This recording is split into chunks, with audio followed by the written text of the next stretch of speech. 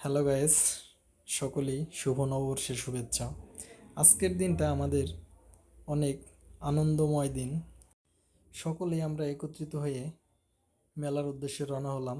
এখন চরভদ্রসন থেকে যাচ্ছি চরচাঁদপুর বাজারের পাশে প্রাইমারি স্কুল। যাত্রাপথে আমাদের লোহারট্যাগ ফায়ার সার্ভিস স্টেশন। এখন আমরা লোহারট্যাগ অবস্থিত। হঠাৎ এক কাকার সাথে দেখা, কাকা অনেক ভালো লোক। আমরা চলে আসলাম চরচাঁদপুর হাই স্কুল মাঠ প্রাঙ্গণে। যাত্রাপথে এখন আমরা চরচাঁদপুর বাজারে চলে আসলাম। হঠাৎ করে বাজারটি পার হওয়ার পর বড় ভাইয়ের সাথে দেখা।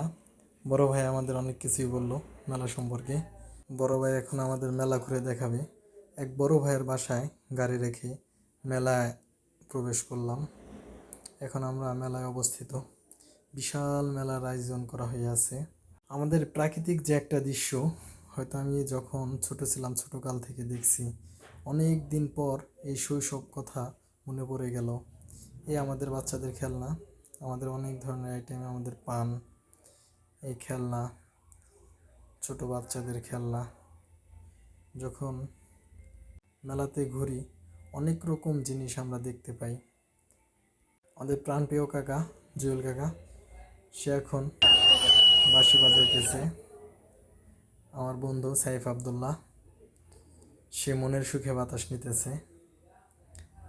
বাচ্চাটা অনেক কিউট, হঠাৎ তার দেখা। তারপরে আমাদের সুন্দরীগুলা, আমার ভাগিনা জুবায়ের আছে, সে যখন দেখতে পেল তখন তাদেরকে একটু ভিডিও ফ্রেমে নিয়ে নিল।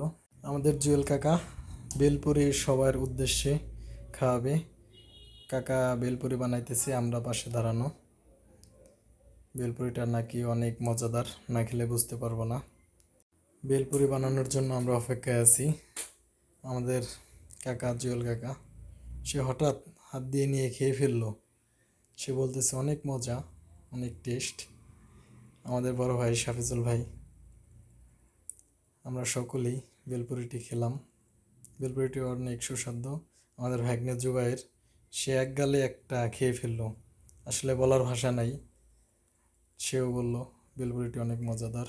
আবার চলে আসলাম লেবুর শরবত খাওয়ার জন্য। পরবর্তীতে আমরা সকলেই লেবুর শরবতটি খেলাম।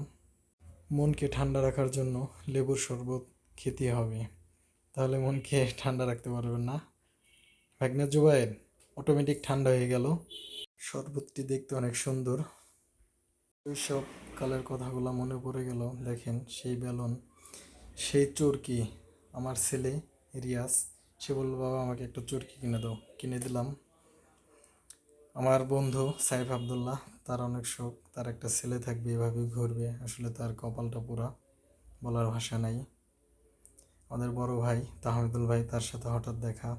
তাহমিদ ভাইয়ের সাথে দেখা করে তাহমিদ ভাইয়ের কাছ থেকে বিদায় নিয়ে চলে আসলাম।